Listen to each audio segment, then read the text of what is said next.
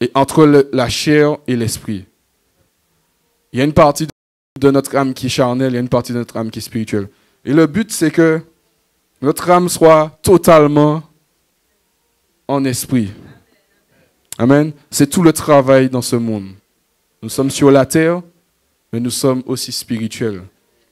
Amen. Et pour maintenir cela, il faut une vie de prière.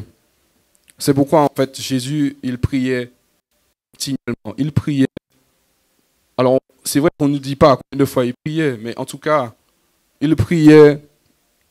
Il pouvait prier toute la nuit. En tout cas, il cherchait toujours des moments pour s'éloigner de la foule. Parce qu'effectivement, il priait et par la suite, il allait mener des actions. Amen. Il allait faire ce que Dieu lui a dit de faire. Il allait manifester la puissance de Dieu. Mais à un moment donné, quand tu donnes, il faut que tu ailles te ressourcer, que tu ailles prier. Et voilà, donc il faut vraiment une vie de prière vraiment programmée, mon frère, ma soeur. Il y a des personnes qui sont déjà tellement spirituelles, tellement haut, qu'ils n'ont pas forcément besoin de ces programmes. Mais toi qui ne pries pas, qu'est-ce que tu fais? Qu'est-ce que tu fais?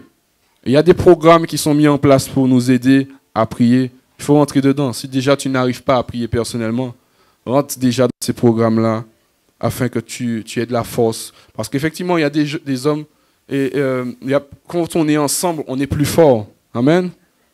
Tu vois, quand tu vas à l'église, que tu pries, tu sens que avec les frères et sœurs, tu te sens plus fort. Mais quand tu te retrouves tout seul, dans ta chambre, c'est là que c'est plus dur. Amen. Donc, le Seigneur, il veut nos cœurs. Il veut que nous puissions nous vraiment donner tous nos cœurs dans ce que nous faisons et surtout dans la prière. Le Seigneur, il veut un cœur qu'il aime sincèrement, un cœur obéissant, un cœur qui vit pour les intérêts de Dieu. Amen. Un cœur pur. Et je vais parler de la prière et je vais donner en fait 4 rôles de la prière. Je vais essayer d'aller vite parce que nous savons que le temps va passer très vite ici. La première mission de la prière, c'est déjà pour toi. Pour toi. C'est pour ta croissance et ta transformation. Amen. Si tu veux être une bénédiction pour le monde, pour ton quartier, pour ton travail, il faut déjà que toi tu sois transformé. Il faut déjà que Jésus fasse un travail dans ta vie. Amen. Amen. Et vraiment, la prière, c'est un outil pour nous faire grandir. On va chercher Dieu, on va dire, Seigneur, j'ai besoin de toi, Seigneur. Transforme-moi en moi pur. Fais-moi devenir saint comme toi, tu es saint, Seigneur. Je veux voir ta gloire, Seigneur, dans ma vie. C'est des prières qu'on peut faire pour que le Seigneur puisse nous transformer. Venir dans sa présence et puis tu es changé. Celui qui est timide, il ne l'est plus parce que juste il a prié. Amen. Qu'est-ce qui a déjà expérimenté ça? Tu te sens incapable de faire quelque chose et tu vas prier et tu sens vraiment que là tu es une autre personne. Là où tu étais timide, là tu deviens audacieux. Là où tu es faible, c'est là où tu deviens fort. Amen. Je proclame cela sur ta vie, mon frère, ma soeur. Là où tu es faible, tu seras fort. Amen. On ne peut pas être fort partout. Ce n'est pas possible. Là où tu es faible, c'est là où tu seras fort. Mais lorsque tu seras mis dans la présence de Dieu, lorsque tu as dit, Seigneur, je suis faible sur ça, Seigneur. Vraiment, j'ai besoin de ton aide, Seigneur. J'ai besoin que tu puisses m'aider. J'ai besoin que tu fasses. Mais tout dépend de ton cœur. Encore, parce que si tu le fais juste pour ton plaisir personnel, ça ne va pas marcher. Tout ça, c'est pour que la gloire de Dieu se manifeste. Amen. Amen, amen. Amen, amen. Donc, la prière ne consiste pas, premièrement, à demander des choses. C'est d'abord pour que le Seigneur puisse nous transformer, nous changer. Amen. Parce que, quelque part, un chrétien se démontre par son caractère. Non par ce qu'il fait, mais c'est son caractère. Alors, c'est sûr que on peut se tromper, effectivement, entre caractère et ce que les dons que Dieu t'a donnés et ton caractère. On peut pouvoir faire la différence, on peut se dire que c'est la même chose, mais quand tu as des dons, c'est ce que Dieu va t'utiliser pour bénir le peuple de Dieu. Donc, si tu as le don de guérison, le Seigneur va t'utiliser pour guérir des gens. Mais ce n'est pas ça, en fait, qui fait ton caractère. Ton caractère, c'est est-ce que tu aimes les gens? Est-ce que tu es un homme de paix? Est-ce que tu es un homme de joie? Est-ce que tu es toujours en joie? Le Seigneur nous a dit, soyez toujours dans la joie. Amen. C'est ça, en fait, ton caractère. C'est ça que tu dois demander à Dieu premièrement, parce que c'est le plus difficile. C'est le plus difficile. Et surtout, on est dans une communauté. Dites-moi dans quelle église où il n'y a pas un problème de caractère. Dites-moi dans quelle communauté où il n'y a pas un problème de relation. Il n'y a pas ça à Vie Nouvelle, ok. Bon, mais on a une autre dimension, on est très spirituel. On a une autre dimension. On n'a pas de problème de relation. Non, c'est ce qu'on doit demander. Et souvent, on est confronté à des choses.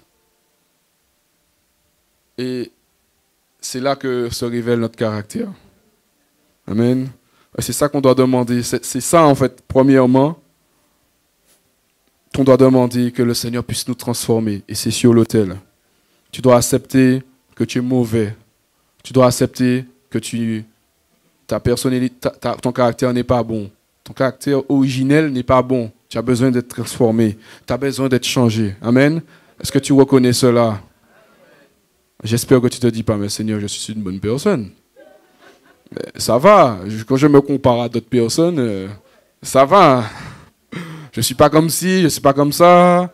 Cette personne-là, elle a un mauvais cœur. Et moi, voilà, de nature, je suis comme ça.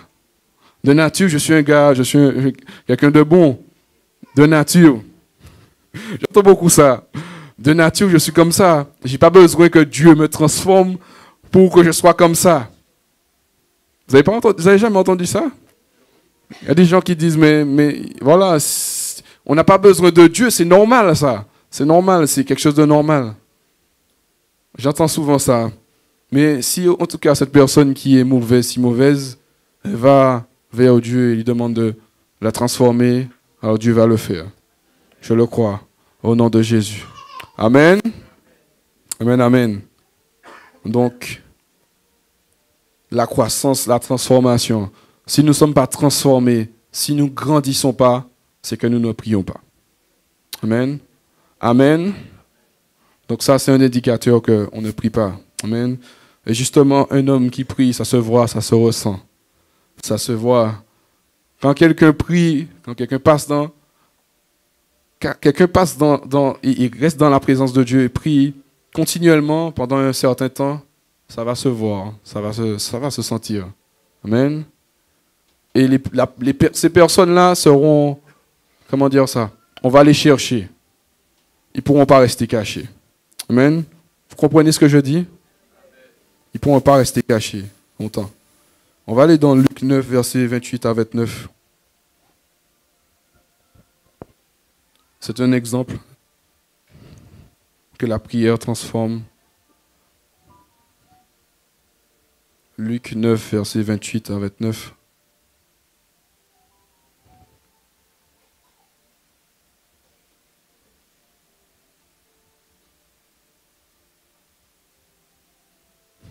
Je vous entends, la technique.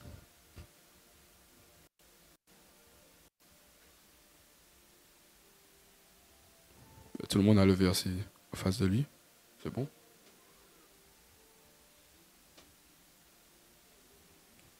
Donc, Luc 9, verset 28 à 29. Alors, ok. Environ 8 jours après qu'il eut dit ces paroles, Jésus prit avec lui Pierre, Jean et Jacques. Et il monta sur la montagne pour prier. Alors, je m'arrête là. Je me suis aussi posé la question, pourquoi il a pris que Pierre, Jean et Jacques? pour monter dans la montagne de la prière.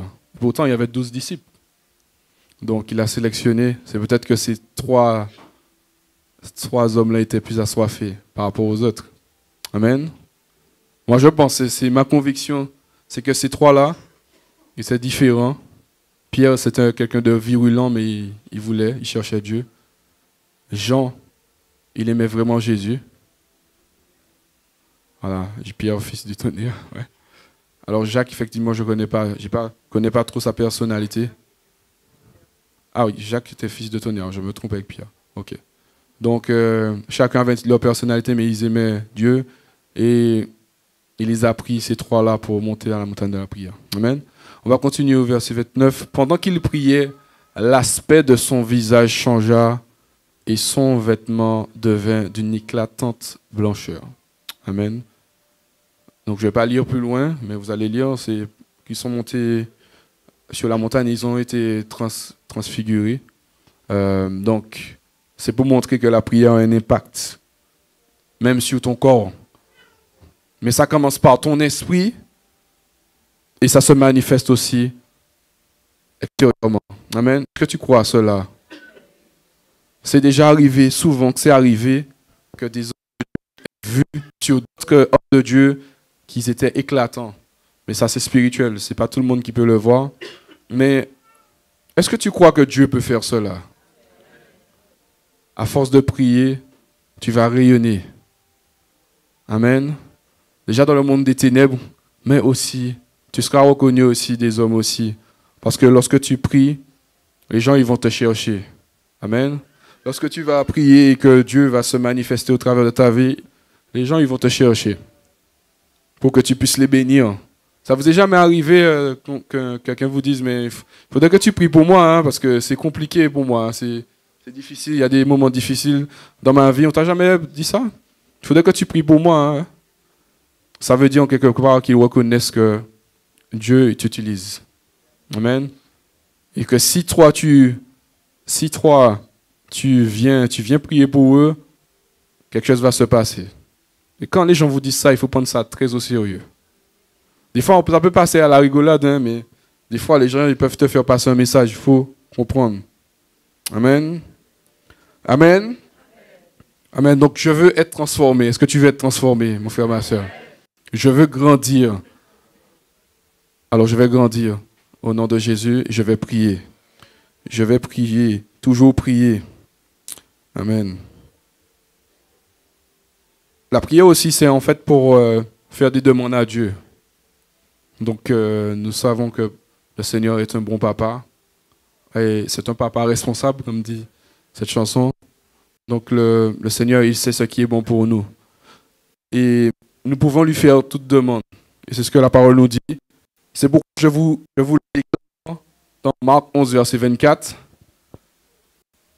Alors, je l'ai pris à la version du Semeur. Donc, la version du Semeur dit « Tout ce que vous demandez dans vos prières, croyez que vous l'avez reçu et cela vous sera accordé. » Alors, la version du Second vous dit « Tout ce que vous demanderez dans vos prières, croyez que vous l'avez reçu et vous le verrez s'accomplir. » Amen.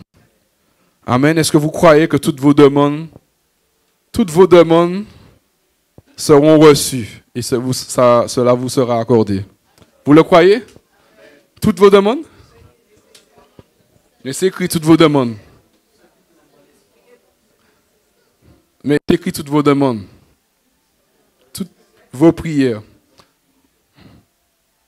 Est-ce qu'il n'y a pas un piège dans ce verset? Toutes vos demandes.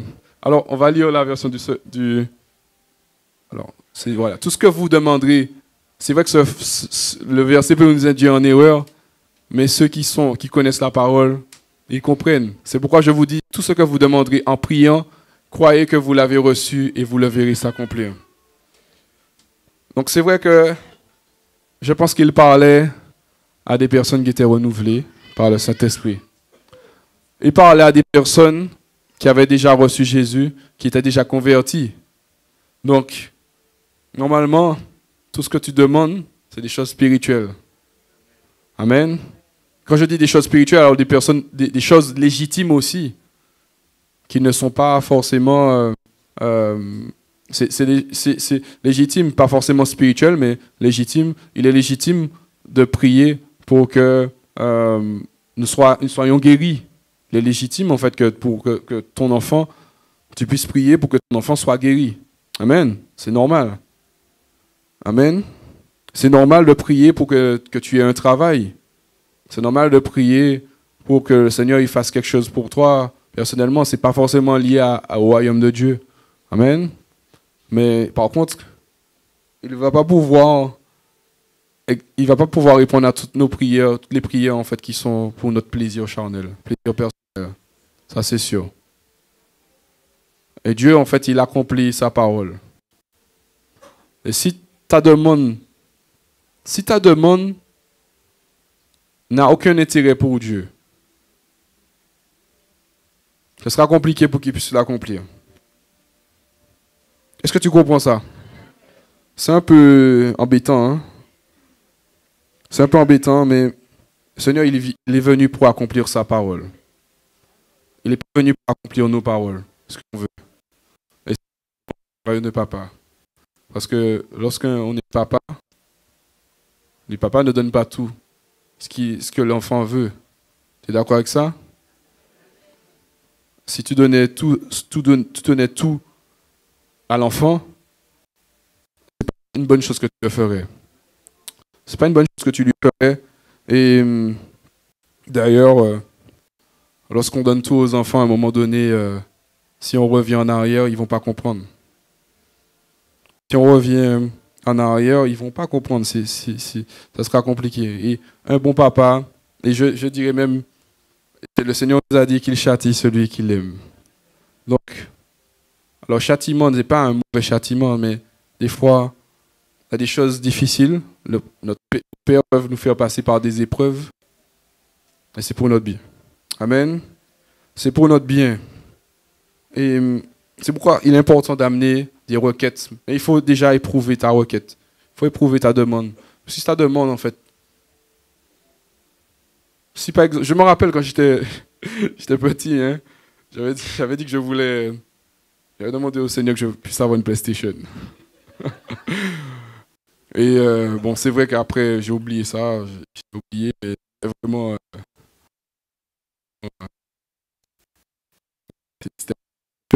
c'est vrai que j'aurais pu agir, hein, j'aurais pu faire.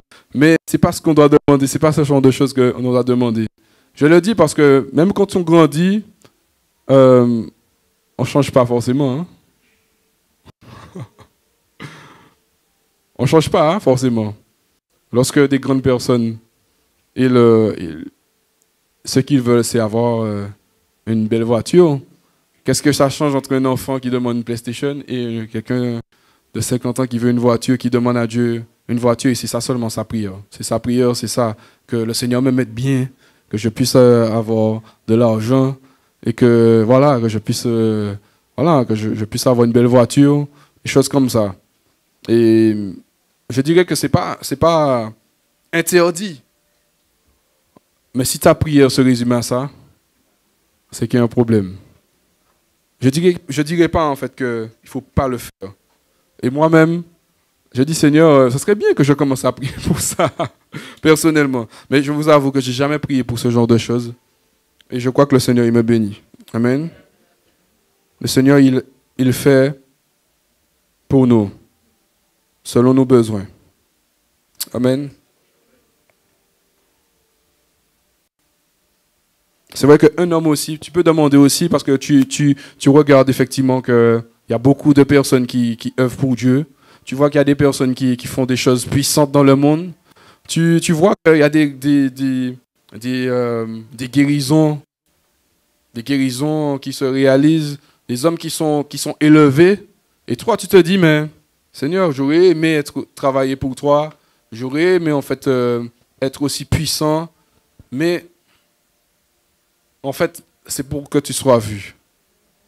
C'est pour que les gens puissent te voir. C'est pour que les gens voient en fait que dans ta vie, il y a quelque chose de puissant. Tu vois? Et lorsque tu es dans cette dimension de cœur-là, je dirais que c'est dangereux. C'est dangereux parce qu'en fait, tu veux être vu, alors que lorsque tu es vu, il faut aussi que tu puisses subir aussi les conséquences d'être quand tu es vu. Donc, quelles sont tes motivations? Quels sont les motifs? Pourquoi tu demandes ça à Dieu? Est-ce que tu veux que Dieu puisse t'utiliser pour sa gloire? Est-ce que tu veux faire la volonté de Dieu pour sa gloire? Ou sinon c'est pour ta gloire? Tout encore dépend de ton cœur. Amen. Amen. Donc tu peux prier aussi pour des demandes, faire des demandes à Dieu. Tu peux faire des demandes à Dieu. Je ne sais pas à quel pourcentage, hein, mais en tout cas, il faut que Dieu ait la place. Il faut que ça soit en fait pour la gloire de Dieu. Donc, je répète pour le premier point, tu dois prier pour la croissance, la transformation, mais tu peux aussi prier pour faire des demandes à Dieu. Amen. Pour ce qui est légitime. Et aussi dans tes moments de prière, tu peux proclamer et déclarer des choses. Le Seigneur nous a dit que la vie est au pouvoir de notre langue. La vie et la mort sont au pouvoir de notre langue. Donc ce que tu vis, c'est ce que tu as proclamé, à déclaré, c'est ce que tu as dit en fait. Amen. Est-ce que tu es en train de vivre ce que tu as dit, mon frère, ma soeur? Est-ce que tu es en train de vivre là actuellement, si tu réfléchis un peu, est-ce que tu es en train de vivre ce que tu as dit, que tu avais proclamé? C'est peut-être pas tout le monde, mais c'est ce que tu dois faire. Normalement, tu es censé vivre tes proclamations, tes déclarations. Amen. Nous sommes comme Dieu, nous sommes aussi créateurs.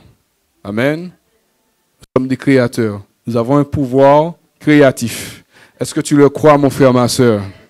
Tu peux créer des choses par ta bouche, mais je dirais même par ta pensée. On l'avait entendu dernièrement. Si tu penses à des choses, il faut pouvoir les proclamer, les déclarer. Amen. Si bien sûr ces choses sont de Dieu, tu les proclames et déclares. Dans ces moments de prière, tu peux déclarer, et c'est vrai qu'à tout moment tu peux le faire. Quand effectivement tu vois effectivement que ce que tu vois, c'est pas ça, mais tu dois continuer à proclamer et déclarer les choses. Amen. Amen. Est-ce que tu crois en cela? Pourquoi effectivement quand on dit des choses qui sont mauvaises, on voit que les choses arrivent par la suite? Ça veut dire qu'il y a un impact. C'est vrai que les bonnes choses peuvent prendre beaucoup de temps. C'est vrai. Ça prend beaucoup plus de temps. Mais tu vas les voir se manifester. Amen. Tôt ou tard, tu vas les voir se manifester par la foi. Amen. Amen. Amen.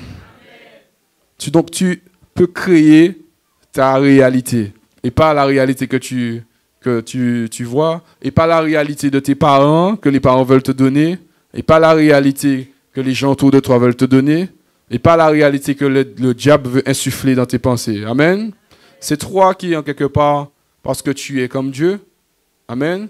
Le Seigneur a fait de nous des rois, des sacrificateurs. Il a dit qu'on est comme des dieux. Amen. On ne prend pas conscience de ça, et ça me rappelle un peu ce que j'avais dit ici. Nous ne savons pas qui nous sommes en quelque part, parce que nous aussi, nous sommes comme des dieux. Je crois que nous sommes aussi la créature la plus rebelle par rapport à Dieu. Parce qu'en quelque part, nous sommes comme des dieux. Toute la création est soumise à Dieu, sauf nous. Sauf nous. Et c'est vrai que Dieu, comme on le sait, Dieu a créé le monde par sa parole, mais nous, il a pris son temps, il a fait par ses mains. Nous sommes particuliers. Amen. Nous sommes de la même nature que Dieu, bien que nous sommes de la terre, nous sommes faits de poussière. Mais il a mis son esprit en nous. Amen. Donc, notre esprit peut déclarer des choses. On peut vivre ce qu'on a dit. Amen. Et comme je disais, c'est pas parce qu'effectivement ta famille est comme ça que tu seras comme ça. Tu dois casser ça au nom de Jésus. Amen. Et bien sûr, il faut le dire au nom de Jésus. Amen. Parce que le seul qui peut changer quelque chose dans ta vie, c'est Jésus. Amen. C'est le seul. C'est en son nom que les choses peuvent changer. Donc, crée au nom de Jésus des chemins, des réalités dans ton esprit. Crée des possibilités. Il y a des choses que dans ton esprit tu peux imaginer. Le Seigneur peut te donner des stratégies. Il peut faire, il peut agir. Ce n'est pas toujours Dieu qui doit faire, mais c'est toi aussi qui dois aller chercher Dieu. Amen. Dieu, il peut faire, mais toi aussi, Dieu, il t'a donné aussi des capacités. Donc, c'est vrai qu'il y a des choses, Dieu, il va pas faire pour toi. Si tu as la capacité de le faire, tu le fais. Amen. Amen. Ça ne veut pas dire que tu ne laisses pas Dieu faire. Ça ne veut pas dire en fait que tu as mis Dieu de côté. Mais tu viens au nom de Dieu. Tu viens au nom de Jésus pour réaliser des choses. Il y a des hommes qui sont arrivés dans des dimensions où ils sont tellement spirituels que là où il y avait des destinées qui étaient déjà fichues, au travers de leur vie, les destinées ont été remis. Alors comment dire ça? Aligné, réaligné, juste par la présence de ces personnes. Parce que quelqu'un peut proclamer sur ta vie, tu peux changer, ta vie peut changer, les destinées peuvent changer. Cette personne, quelqu'un qui peut être déclaré, qui peut être mort, mais il est tellement rempli de Dieu quand cette personne va prier, sa vie va reprendre. Amen. Amen. Ça veut dire que la volonté de Dieu, c'était qu'il puisse mourir. Mais il y a des hommes qui sont tellement comme Dieu que ces destinées changent. Amen. C'est des choses qui sont déjà arrivées, mes frères et mes sœurs. Et donc, au travers de toi, tu peux changer ta vie, ta propre vie, mais aussi celle des autres. Amen. Et ça vient compléter la 4e partie, c'est le combat et l'intercession. Amen. Donc, c'est ce que nous sommes en train de faire. Nous combattons. Donc, c'est vrai que il y a cet aspect du combat spirituel et l'intercession. Lorsqu'on combat, actuellement, nous sommes en train de combattre les territoires. Amen. Parce que nous prions pour les quartiers, nous prions pour nos villes, nous prions pour la Martinique, la Caraïbe, le monde. Donc, quelque part, nous voulons gagner des territoires. Amen. Mais c'est par la prière que nous le faisons. Amen. Donc, la prière aussi a cet aspect-là. Et nous ne combattons pas par nous-mêmes, mais nous combattons par la parole de Dieu. Et nous voulons, en quelque part, par nos prières de combat et d'intercession, nous voulons quelque part établir la parole de Dieu, là où nous sommes. Ça veut dire effectivement que là où nous sommes, les choses doivent changer. Il y a des hommes de Dieu qui, par leur impact, ont réussi à changer des lois, à établir des lois. Par exemple, j'écoutais un homme de Dieu qui disait, et ça m'avait vraiment choqué, qu'en fait, des sorciers en fait devaient faire une réunion dans sa ville. Je ne sais plus combien de sorciers, mais c'était vraiment nombreux. Et elle a dit, mais attends, mais l'ennemi, ils sont fous. Ils viennent dans ma ville pour faire leur réunion. Et franchement, ça m'a vraiment fait rire parce que cet homme-là, en fait, il était déterminé à casser ça. Il n'avait pas peur de tous ces sorciers. Il a dit, mais c'est déjà terminé. Je crois qu'il y a eu une interview entre un sorcier et lui. Mais il a dit, mais cet événement-là est déjà cassé, c'est déjà fini, c'est fini. Il n'avait rien fait, hein. Il a juste déclaré, c'est terminé. C'est terminé. Et je crois que cet homme de Dieu a dit, est-ce que tu es un sorcier? Et il a dit, si tu es un sorcier, je te tue. Et je crois qu'il a eu du mal à dire qu'il était sorcier. Donc, et comme justement il n'a pas dit qu'il était un sorcier, il a dit, bon ben ok, il n'y a pas de problème, je te laisse tranquille. Et effectivement, cet événement n'a pas pu se faire. Juste parce qu'il y a un homme qui a décidé que c'est dans sa ville, il n'y a pas ça là. Il n'y a pas ça là. Tu viens pas amener tes démons surtout dans ma ville. Non. Je refuse. Et au travers de cela, ils ont pu, je ne sais plus comment, mais ils ont pu mettre une loi pour que les sorciers ne puissent plus se réunir au travers de ce pays. Donc c'est au Nigeria, vous ferez des recherches. Mais par cet homme-là, donc c'est, je pense que vous connaissez certains, non pas tout le monde, Benson Idahosa. Et franchement, allez chercher sur Internet, vous allez voir, vous allez être bénis. Et je me suis dit, Seigneur, le gars, il a compris quel hôtel qui travaille pour lui, l'hôtel de Jésus. Il n'avait pas peur de tous ces sorciers.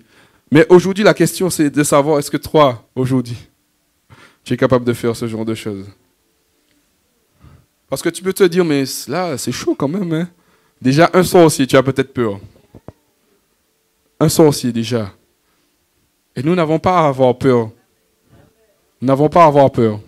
C'est vrai que si tu vis une vie qui n'est pas la vie de Dieu, c'est sûr que tu auras peut-être peur. Mais je crois que nous devons entrer dans cette dimension-là. Nous ne sommes pas n'importe qui. Nous ne sommes pas n'importe qui. Nous sommes les enfants de Dieu.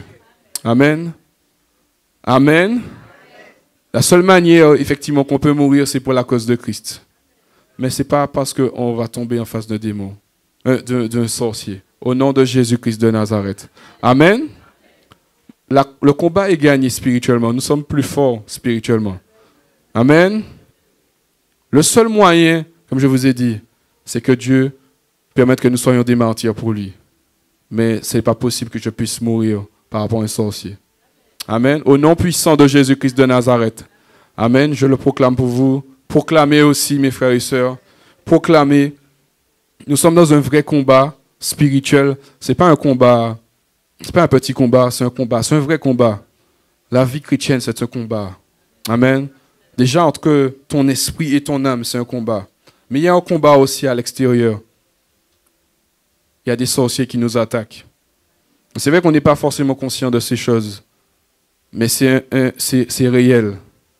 C'est réel. Amen. Amen, amen. Est-ce que tu veux prier maintenant? Est-ce que tu es motivé pour prier? Mais est-ce que tu vas te discipliner pour prier aussi? Est-ce que tu vas mettre des programmes de prière? Est-ce que tu vas rentrer dans les programmes de prière qui t'ont été proposés? Amen. Est-ce que tu veux vraiment prier? Je crois qu'il n'y a pas. Ce peuple ne veut pas prier. Ce peuple ne veut pas prier. Est-ce que tu veux prier? Est-ce que tu veux prier? J'entends pas tout le monde. Amen. Amen, amen. Oh Seigneur Jésus, nous voulons te dire merci, Papa. Papa, nous voulons, Seigneur, être transformés, nous voulons être changés. Nous voulons, Seigneur éternel, voir ta gloire, Seigneur. Nous voulons, Seigneur, être transformés, changés. Et nous ne voulons pas arrêter, Seigneur. Nous ne voulons pas arrêter, Seigneur. Parce que des fois, tu agis, Papa, vite. Et puis nous arrêtons de prier, Seigneur. Quelquefois, Seigneur, tu veux que nous puissions nous épuiser dans la prière. Que nous puissions voir ta gloire, Seigneur Jésus. Seigneur, nous sommes dans des temps où nous sommes tellement confortables, Seigneur, que nous ne prions pas, Seigneur. Nous sortons au nom puissant de Jésus-Christ de Nazareth dans ce confort, Papa, qui nous empêche de prier. Qui nous empêche, Papa, de crier à toi, Seigneur. Oui, Seigneur, tu nous as bénis, Seigneur. Tu as fait de belles choses pour nous, Seigneur. Mais ça ne nous empêche pas de nous mettre sous l'autel, Seigneur. De briser nos cœurs, Seigneur. De mettre, Seigneur, nos cœurs, Seigneur, sur l'autel, Seigneur. Je prie, Seigneur, que nous soyons assoiffés. Que nous puissions t'aimer de tout notre cœur, Seigneur. Que nous puissions, Seigneur, vivre, Papa éternel, pour toi, Seigneur. Que nous puissions, Seigneur éternel, être transformés, être remplis du Saint-Esprit. Et que nous puissions travailler pour toi avec puissance et autorité. Au nom puissant de Jésus-Christ de Nazareth. Papa, je prie que, Seigneur éternel, que l'on voit un changement, une transformation dans nos vies, Seigneur.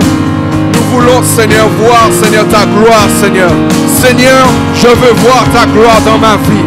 Seigneur, je veux voir une transformation évidente. Une transformation évidente au nom puissant de Jésus. Visible du monde de l'esprit et visible du monde terrestre. Au nom puissant de Jésus. Que l'on soit reconnu du monde spirituel, que l'on soit reconnus comme des fils de Dieu, que nous soyons reconnus comme des hommes, Papa éternel, de caractère, des hommes, Seigneur éternel, qui t'aiment, Papa, des hommes, Papa, de paix, des hommes, Seigneur éternel, assoiffés, des hommes qui ne se confient pas en l'homme, qui ne se confient pas en lui-même, en eux-mêmes, mais qui se confient en toi, qui te cherchent, Seigneur, continuellement, jour et matin et soir, au nom puissant de Jésus. Oui, Seigneur, nous allons te chercher continuellement. Nous allons mettre en place, Seigneur, Papa, des programmes de prière. Nous allons entrer dans des programmes de prière. Nous allons prier et nous n'allons pas nous relâcher. Car tu nous as dit de prier sans cesse. Alors, Seigneur, nous allons prier sans cesse. Nous sortons dans ce confort, Papa. Nous sortons de ce confort, Papa, qui nous empêche, Papa, de prier. Nous allons nous mettre, Seigneur, en contrainte. Nous allons nous contraindre, Seigneur, à cela. Nous allons amener notre chair, Papa, à mourir, Seigneur. Mourir, Seigneur. Et que notre esprit soit renforcé au nom de Jésus-Christ de Nazareth. Sois élevé, sois glorifié. Merci parce que tu le réalises dans nos vies, dans ma vie encore, au nom puissant de Jésus. Je crois, Seigneur, que tu réalises ton œuvre dans nos vies, Seigneur. Fais de nous des femmes et des hommes de prière, Papa, qui n'ont pas peur d'aller vers toi. Seigneur, qui n'ont pas peur de laisser des activités pour toi, Seigneur. N'ont pas peur de laisser des choses qui ont de la valeur pour toi, Seigneur. Au nom puissant de Jésus-Christ de Nazareth. Nous allons prier. Amen.